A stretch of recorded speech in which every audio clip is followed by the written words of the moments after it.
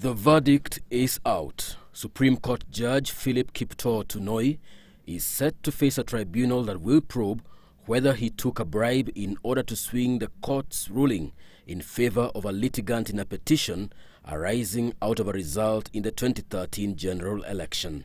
The proposed formation of the tribunal now marks the start of a process that could see his eventual removal from office if the accusations leveled against him are proven to be true. Chapter 10, Article 168 of the Constitution of Kenya provides 5 grounds on which a judge of a superior court may be removed from office. In Justice Tunoi's case, that ground is gross misconduct or misbehavior.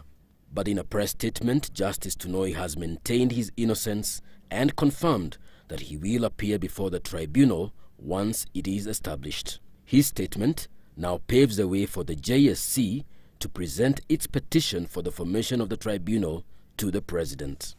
According to Sub-Article 5 of Article 168 of the Constitution of Kenya, the President shall within 14 days after receiving the petition suspend the judge from office and form the tribunal.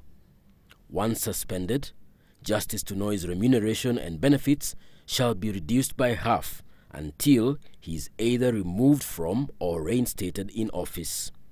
The tribunal that will be formed to probe him will comprise 7 members who include a chairperson, 3 other members who hold or have held office as a judge of a superior court but have not been members of the JSC within the immediately preceding 3 years, 1 advocate of 15 years standing, and 2 other persons with experience in public affairs.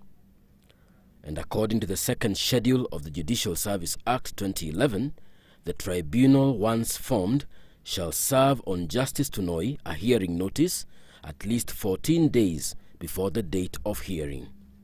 The tribunal shall then be required to inquire into the matter expeditiously and report on the facts and make binding recommendations to the President. The Judicial Service Act provides that the hearings shall be held in private. Justice Tunoi, however, has the freedom to choose whether the hearings should be held in public.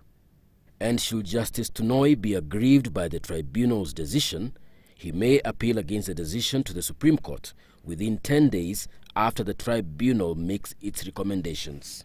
It is only after such an appeal is determined to uphold the tribunal's decision that the President can act in accordance with the tribunal's recommendations.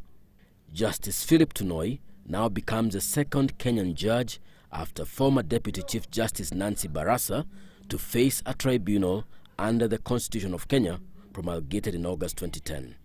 Stephen Kimani, Citizen Weekend.